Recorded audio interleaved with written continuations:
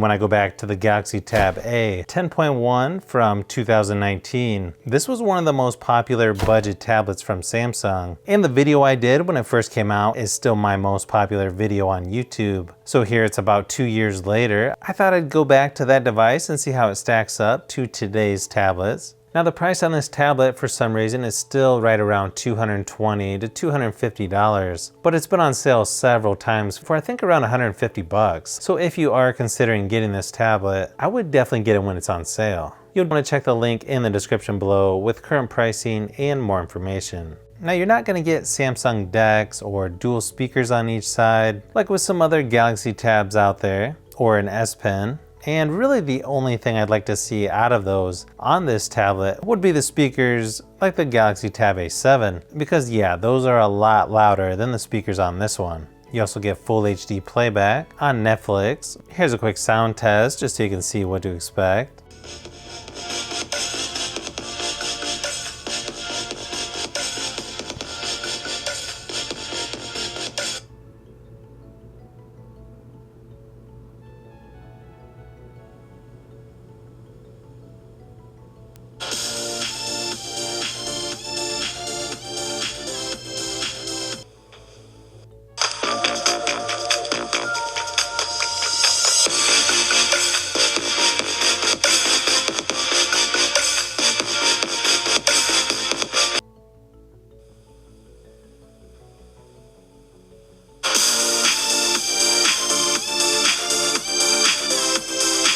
Obviously, if the speakers are facing towards you, they do sound a lot better. But let's face it, nobody's gonna watch videos like that.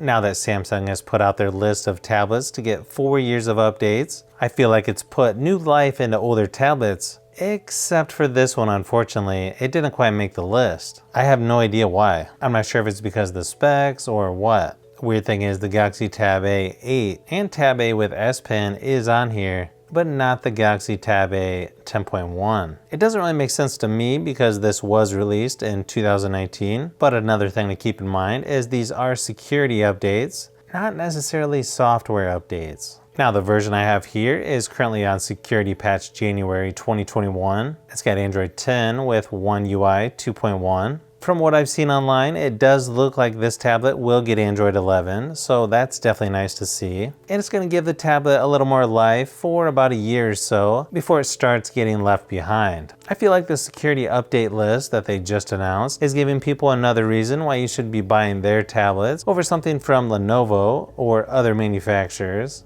And they're almost to the same level now of updates that you would get when buying an iPad from Apple.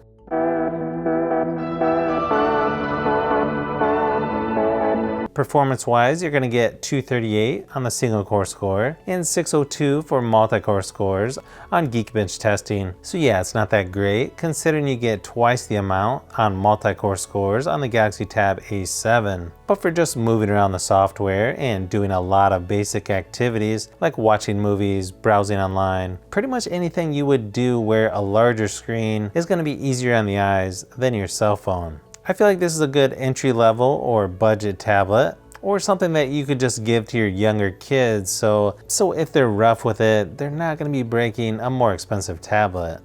Graphics on PUBG Mobile are balanced with medium frame rates, and while not the highest resolution or performance, it still plays pretty decent in my opinion. Same thing with Call of Duty Mobile and Asphalt 9. When playing games, it's fairly smooth gameplay for the most part, and the screen is plenty bright enough for indoor use. It's got decent battery life at around 6 hours in my battery drain test, so that's right in the middle of the pack when compared to other tablets that I've tested on the channel.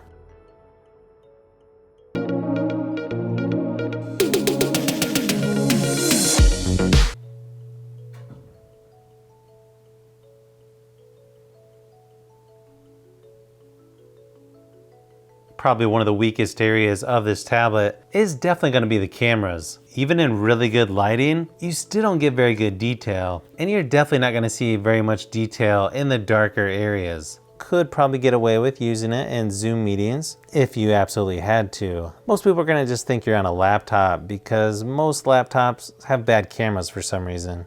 even the expensive ones. Good thing is it does have full HD 1080p resolution on the front facing camera and rear facing camera. Here's a few examples just to give you an idea of what to expect.